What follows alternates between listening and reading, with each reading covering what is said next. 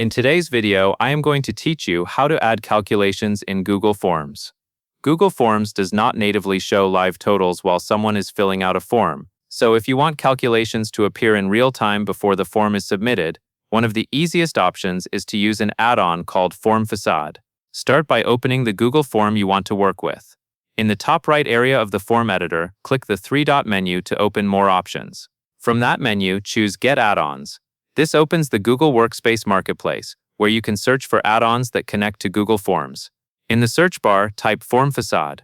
When you see Form Facade in the results, select it, then follow the prompts to install it. During installation, Google will ask you to confirm and grant permissions so the add-on can work with your form. Click Continue through the permission screens, choose the correct Google account if prompted, review the access request, and confirm to allow it. Once Form Facade is installed, return to your form. Open the add-ons menu again, find Form Facade, and launch it. Look for the option that lets you customize the form, and select Customize this form. This opens the Form Facade editor, where you can add calculated fields. Now you can create the calculation. In the Form Facade editor, select the field where you want the calculated result to appear. Open that field's settings, then use the Calculate option. Enter your formula using your form field names as variables, such as multiplying a quantity field by a price field.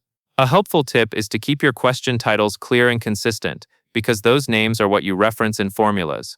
Also, make sure the fields you use for math are set up to collect numbers, so the calculation works correctly. After you have added the formula, save your settings.